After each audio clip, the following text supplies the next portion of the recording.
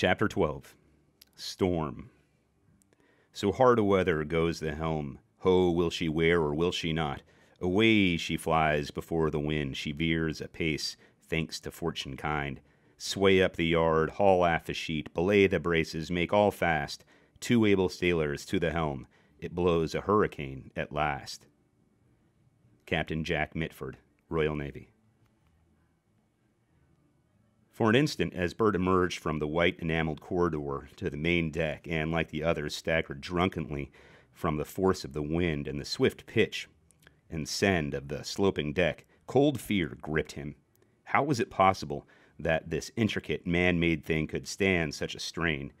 With every sea boiling up through her lee scuppers or over the bulwarks and racing madly along the deck and through the piles, with the terrific weight of the wind pressing the bark far over her port side while it whirled and hummed and roared through the rigging, it seemed that something must give under the awful tension. If the vessel had been making 13 knots at 6 bells, she was making 15 now. 15 knots with nearly 5,000 tons of cargo. Few steamers could do that. The watch on deck had already made fast the royals. As soon as the men from the lazarette reached the deck, they stopped a moment to pull up the tops of their boots and button their oilskins and chin straps of their sou'westers. Bert looked quickly at their faces. In one he read terror, in another apprehension, but the rest showed calm indifference. It was all part of the day's work to these men. Their expressions reassured the boy, and he began to feel sorry for the young seaman whose mouth was trembling at the thought of going aloft in the gale. "If the bloody hooker wasn't rotten, Captain Tom wouldn't shorten for this," someone shouted in his ear. "This is just a good wholesale breeze." "Yeah, sure," Bert shouted back. "The kind of breeze that takes the roof off houses on land."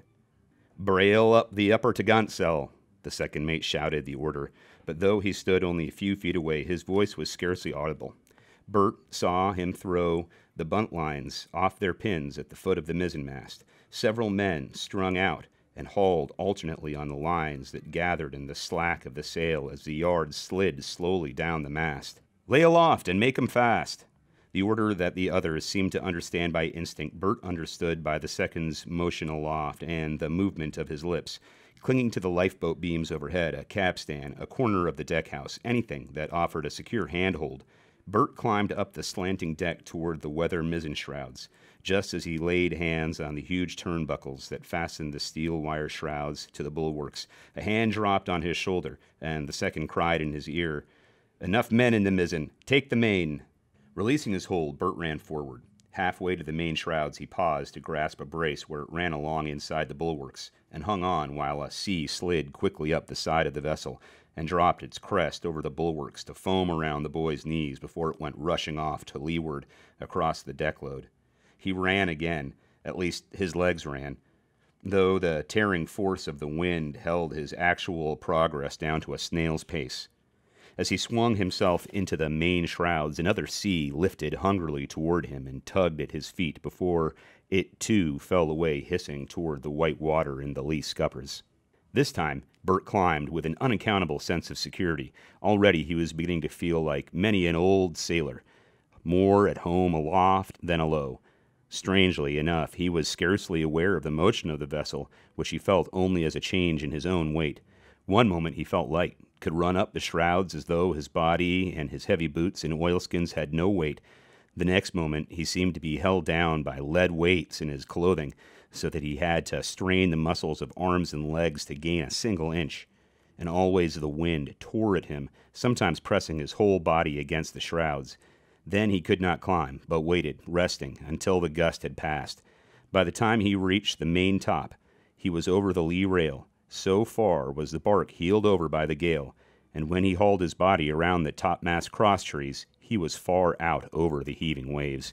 There was no looseness in the windward topmast and topgallantmast rigging now. The terrific pressure on the sails held the weather rigging bar taut, but Bert saw the lee shrouds opposite him flapping in the wind. Above the boy's head, as he neared his goal, the upper topgallant sail was creaking with a noise like pistol shots. The sheets held the clews of the sail tight to the ends of the lower topgallant yard below, and the 4 buntlines which circled the sail were straining to gather up the belly in between. 4 men were already on the lower topgallant yard, waiting for the buntlines to do their work so they could beat down the remaining bellies and furl the sail tightly to its yard. Bert reached out to grip the iron bar on top of the lower yard, put his right foot on the foot rope beneath it, and pulled himself over. The 2 buntlines on the lee side drew tight around the yard, and to save time the men began to furl that side, though the windward side should have been furled first. Bert waited on the windward side a few more inches. Suddenly, the sail in front of Bert swelled out with a loud crack and burst. A buntline had broken. Bert looked at the other men for his cue. What was to be done? Immediately they moved along the yard and began beating against the hard sail with their hands and arms. Bert imitated them. The sail would have to be drawn into the yard by brute strength if it were to be saved. For half an hour they struggled madly before they could subdue the fiercely whipping canvas. Then they lay across the yard, breathing heavily, their faces averted from the wind which drove their breaths back into their bodies. A glance forward and aft told Bert that the other 2 top-gallant sails had been successfully furled. He noticed, too, that a 6th man had joined the 5 on his yard while they worked. The man was to leeward of Bert, and as his face, like the others, was turned away from the wind, Bert did not recognize him until he climbed into the shrouds and started for the deck. It was Pete Condon. The sight of him brought back in a flash 1,000 unpleasant thoughts. The whole train of incidents, from the drowning of the bomb in Hargrave's bathtub to the descent into the 'tween decks after the doctor. Bert laughed a little. How unimportant it all seemed in the face of a roaring storm at sea. As quickly as the memories had come, they vanished. From aft, against the wind, came a sound like a great rasping sigh, followed at once by a series of staccato explosions. Bert looked quickly, just in time to see the mizzen lower topgallant sail finish its rip from top to bottom and blow out, seam by seam, until the entire sail was whipping from the yard in long shreds. A glance toward the deck showed him that the big crossjack was being clewed up. The straining of a buntline close to his hand told him that the main lower topgallant sail was being clewed up also. He would have to stay and help furl it, so he waited, like the others. 2 more men were climbing up to help them. With their assistance, they beat the stubborn sail into submission and bound it close to the yard. Then they climbed down to the deck. No sooner had Bert set his feet on the deck than the chief mate bore down on him and the others who had worked with him, shouting, "Upper topgallant sail splitting! Make it fast!" Cursing, the men turned back and scrambled into the rigging again. When Bert reached the lower topsail yard, the upper topsail yard was still sliding down the mast with the harsh grating of metal on metal. While the sail slatted and thundered, the 8 men strung out along the lower yard. When the upper yard was within arm's length of the lower, their work began. By that time, the crackling sail had split from top to bottom. Bert found himself the end man, but one on the windward side of the yard. That one man, attending strictly to the business of beating down the sail and passing a gasket around it, was Pete Condon. Presently he was moving toward Bert. Then he handed the coiled line to the boy and helped him hold down the sail while he passed the gasket over and under and hauled it tight. Bert handed the coil on to the next man and fell to slapping his hands against the tightly furled canvas to warm them, for they were turning blue from the cold. The next instant his legs collapsed beneath him. Something had struck them back of the knees, and he was falling. His clutching hands slipped over the smooth side of the big yard. One of them grasped the wire foot rope on which he had been standing and checked his fall for an instant before the fingers tore loose. As he fell, he saw a contorted face rendered doubly evil by the deep scars of smallpox leering down at him. The face seemed to be moving upward at terrible speed.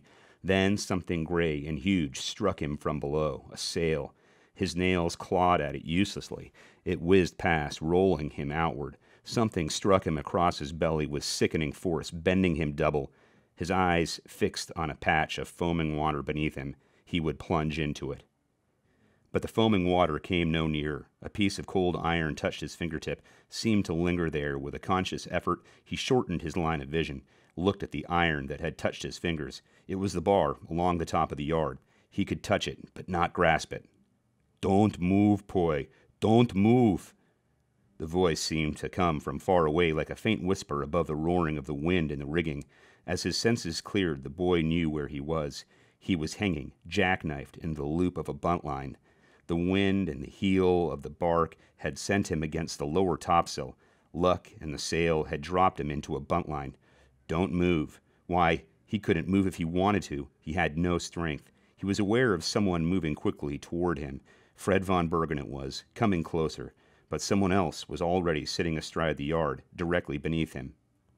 A firm hand gripped each of the boy's shoulders and pulled him slowly out of the buntline. Bert tried to help by straightening his legs, but the effort overwhelmed him with nausea, and he relaxed. The hands shifted their hold to grasp him around the body. Other hands lifted his legs and helped lower him to the top of the yard. "Why don't you hang on, kid? This here ain't no pink tea." Bert looked up and grinned feebly at Nick Previson, good-hearted, drunken Nick, who had promised to look after him when he was aloft. Nick was sober now, and his worried expression belied the harshness of his words. Sick as the boy was, he noted that the man was dressed as though for a balmy summer's day, bareheaded, rolled-up sleeves, scuffers on his feet instead of rubber boots. "Rest now, Poi. Mein Gott! But that was a narrow escape." Fred von Bergen's broad hand steadying him on the yard was reassuring. After a few minutes, Bert slid his feet carefully down to the foot rope. "I'm all right now," he said. "I'll get down to the deck for a while." With feigned unconcern, he glanced up at the topsail yards more than 30 feet above his head. The yards were deserted, the upper topsail completely furled. Should he tell the men who had helped him safely to the yard why he had fallen? He decided to keep still.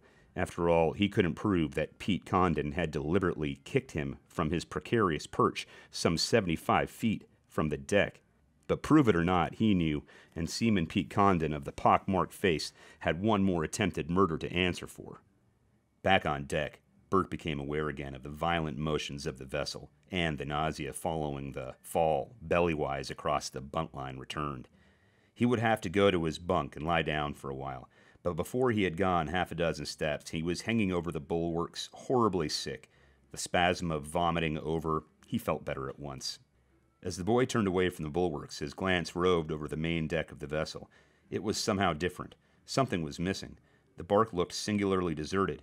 Why, the 'tween-decks gang, of course, except for one wide-eyed, dusky face peering out of the door in the after deck-house. The 250 had vanished as completely as though the sea itself had swallowed them up.